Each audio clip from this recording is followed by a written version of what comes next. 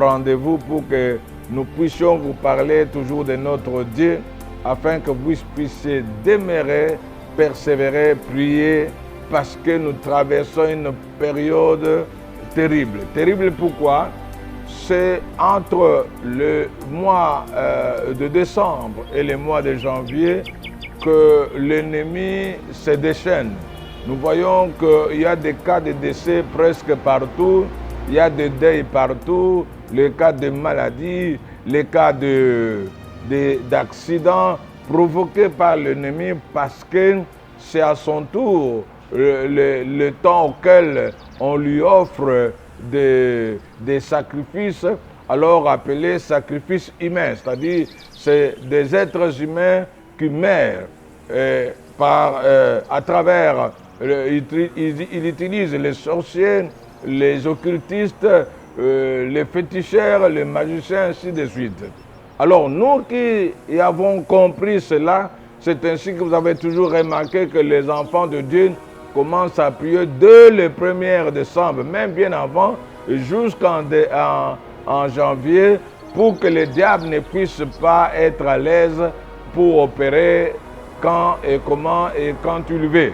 Voilà, mes bien-aimés, nous devons demeurer fermes dans la persévérance, dans la prière. Et ainsi, je veux que nous puissions lire quelque chose, excusez-moi, dans le livre de Colossiens chapitre 4 au verset 2 seulement. Colossiens chapitre 4 au verset 2 nous dit: persévérez dans la prière, veillez-y avec action de grâce. Persévérez dans la prière et veillez-y avec action de grâce. Ici, c'est un problème de persévérance. Le diable attaque, l'ennemi attaque. Lorsque je dis qu'il attaque, il y a l'impact dans la vie de beaucoup de gens où il y a toujours des choses qui ne marchent pas bien, il y a toujours quelque chose qui ne réussit pas, il y a toujours quelque chose, une mauvaise nouvelle quelque part. Tout cela prouve comment ces attaques-là ont vraiment l'impact négatif dans la vie de beaucoup d'enfants de Dieu. C'est pour cela, alors, on nous dit ici qu'on doit persévérer. La persévérance, je vous l'avais dit autrefois, que c'est la persévérance qui est une victoire dans l'épreuve. Pour nous, cette période constitue une période d'attaque, d'épreuve. C'est ainsi que vous allez toujours remarquer que beaucoup de personnes meurent au mois de décembre. Et nous enterrons beaucoup de personnes, mais un enfant de Dieu qui est avisé doit se préparer en conséquence. Et il va se préparer comment? Dans la persévérance. Il va persévérer. Il doit persévérer. Persévérer, c'est dans la prière. Ce n'est pas une période de réjouissance pour nous. Au contraire, quand nous nous réjouissons maintenant, c'est à ce moment-là que le diable accentue ce qu'on appelle le désir charnel, où il y a l'ambiance de fête. Vous allez remarquer que dans le monde entier, la population est agitée, comme s'ils étaient déjà dans la fête. Alors tout cela, c'est poussé par l'ennemi, poussé par le diable, où il pousse effectivement beaucoup d'enfants de Dieu dans la réjouissance. Dans la réjouissance, au point même qu'on oublie Dieu, au point même qu'on abandonne Dieu, au point même qu'on soit lourd dans la prière, au point même qu'on néglige ce qui est essentiel. Alors en tant qu'enfant de Dieu, c'est la période auquel vous devez vous réveiller, vous devez vous priver même de tas de choses, parce que vous devez savoir que l'ennemi s'est déjà déchaîné. L'ennemi est celui qui veut que l'an 2021 ne soit pas à votre portée. L'an 2021 soit une année pour vous de souffrance, une année de problèmes, de difficultés, d'incompréhension. Alors, pour faire face à tout ça, c'est cette année que vous devez payer le prix.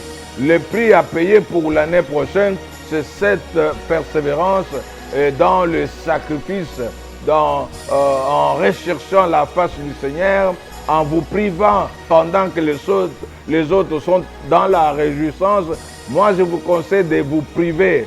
Privez-vous, privez-vous, privez-vous. Et c'est pour que l'an prochain, ça soit une année de paix, d'allégresse, une année de joie, une année de réussite, une année de bonheur. Voilà, bien-aimés, pourquoi je vous demande de persévérer davantage, de continuer à louer Dieu, de rechercher la face du Seigneur, de prier, de regrouper même les vôtres afin de chercher la face du Seigneur. Que ce soit la période auquel, dans vos églises, vous allez remercier Dieu de la manière dont il a été avec vous du mois de janvier jusqu'en décembre. Vous allez lui offrir des actions de grâce dans vos églises. Voilà pourquoi, pour que le Seigneur continue à veiller sur vous aussi, qu'il continue à pouvoir en ce qui concerne l'an prochain, qu'il continue à faire que vous soyez toujours en bonne santé, que la mort ne vous visite pas, que la mort ne visite pas les membres de vos familles, que la mort ne puisse pas prendre le dessus comme nous voyons partout. Nous voyons même les hommes de Dieu qui trépassent comme ça. Mais nous, en tant qu'enfants de Dieu, on doit résister. On doit résister et cette résistance, c'est dans la persévérance. Et la persévérance, c'est cette façon-là de prier avec persévérance jusqu'à ce que vous allez chercher la victoire. Voilà au moins ce que moi je voulais partager avec vous. Mais aujourd'hui, je vais vous parler d'une chose parce que je vais parler à ceux-là qui écoutent les prophètes, à ceux-là qui prophétisent aussi, surtout ceux qui prophétisent, appelés communément les prophètes. Nous avons vu, surtout dans mon pays ici, il y a beaucoup de choses que nous sommes en train de vivre. Nous sommes en train de vivre vraiment une contradiction. Car nous savons que c'est vrai, Dieu est au-dessus de toutes choses et c'est Dieu qui a appelé les uns comme prophètes, les autres comme ce que vous savez. Mais nous voyons qu'au milieu des prophètes, il manque ce qu'on appelle le leadership. Il n'y a pas de dirigeants qui dirigent les prophètes. On ne sait pas les orienter. C'est ce qui a fait qu'aujourd'hui, même ceux qui ne savent pas voir beaucoup plus, ils cessent toujours à dire aux autres qu'ils voient beaucoup plus. Parce que la prophétie, cela vient de Dieu lui-même. C'est Dieu lui-même qui donne. Il n'a pas besoin qu'on l'aide. On n'a pas besoin qu'on puisse le soutenir. Mais si tu es réellement prophète, laisse-toi orienter et continue à prier. Un vrai prophète, ça doit être un ami de prière.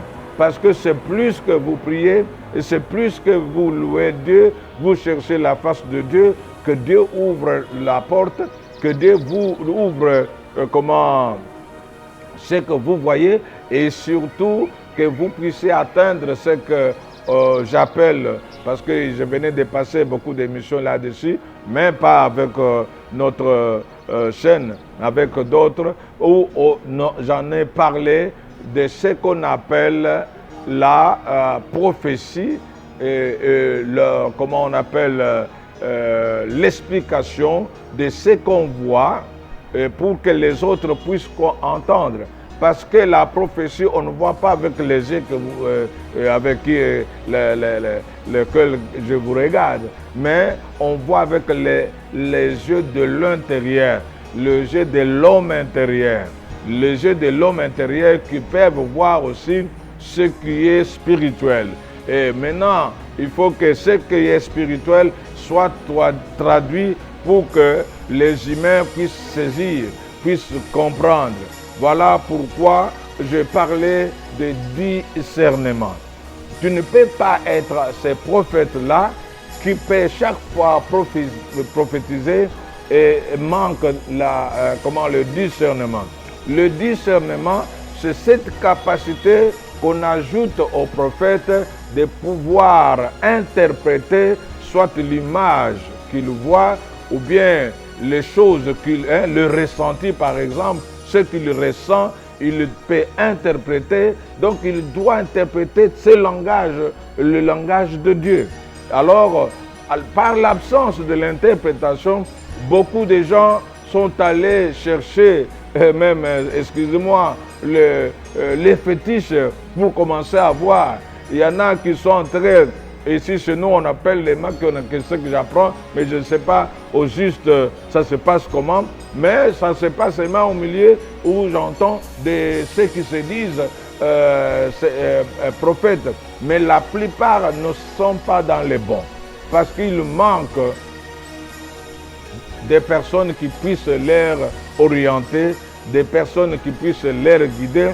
Moi qui vous parle ici, j'ai fait bientôt 42 ans comme prophète dans cette ville.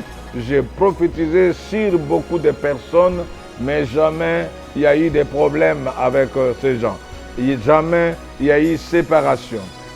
Jamais il y a eu de division. Donc un prophète, là où il passe, il doit édifier. La prophétie doit édifier l'Église. L'Église doit s'attendre que quand tu as un prophète, alors ils sont édifiés. Le Seigneur peut révéler le secret de leur cœur. Il peut leur montrer leur avenir. Il peut même montrer les choses qu'eux ne pouvaient pas s'attendre. Voilà moi ce que l'Église doit s'attendre. Au lieu qu'il y a des autres qui demandent même des parcelles, même des maisons, moi je dirais que ce ne sont pas des vrais prophètes. Un vrai prophète n'est pas cupide. Il n'est pas cupide. Vous allez dire l'expérience de 42 ans. Et je prêche presque partout, je prophétise dans cette ville, dans d'autres pays, même dans le monde à travers les moyens de le téléphone. Mais vous n'allez jamais entendre que le prophète Christian Dalla a demandé ceci, a demandé cela, parce que quand une personne donne, c'est que Dieu l'a touché, Dieu l'a orienté. Parce qu'il y a des gens aussi qui écoutent la voix de Dieu. Dieu peut lui dire que donnez ceci à un tel, donnez ceci à telle personne. Parce qu'en obéissant à cette voix, la personne elle-même sera aussi bénie. Et non pas aller pour demander avec violence, avec mensonge, avec des méthodes qui ne sont pas même bibliques, qui ne sont pas chrétiennes. Voilà au moins c'est là cette fin d'année auquel je vous parle de ces choses et je vais en parler encore davantage en ce qui concerne la prophétie. Parce qu'il y a beaucoup d'infiltrés, Un prophète, c'est un homme calme. Il est différent d'un évangéliste. L'évangéliste s'expose un peu trop, mais les prophètes ne s'exposent pas. Les prophètes, on les cherche. On les cherche parce qu'il est toujours là en quête de la face du Seigneur. Il doit chercher comment Dieu peut lui parler et quel est le message qu'il peut donner à celui qui vient. Voilà, ça c'est d'une manière substantielle que je vous ai parlé à propos de la prophétie, mais il y aura des émissions auxquelles nous allons aider quand même le peuple de Dieu à comprendre, à découvrir la vérité en cette matière. Et que le Seigneur continue à vous soutenir, à vous bénir. J'ai béni aussi Maman Honorine là-bas en Amérique qui vient de marier sa fille Jen avec Philippe. Soyez bénis, un bon mariage. J'ai béni aussi ma sœur Albertine. Voilà à la fin de l'année que mon Seigneur continue à vous soutenir, qu'il vous fortifie, qu'il vous bénisse, qu'il puisse bénir aussi toute la famille afin que vous puissiez vivre sa gloire, y compris aussi ma sœur Rose. Que la main du Seigneur soit sur vous. La protection avec votre mari et toute la famille. Que Dieu continue à vous soutenir, à vous bénir. J'ai béni aussi mon frère, le pasteur Christ, là-bas en Suisse. Sois béni, que Dieu bénisse l'Église. Que Dieu continue à te fortifier. Je sais que vous êtes en train de traverser une période difficile.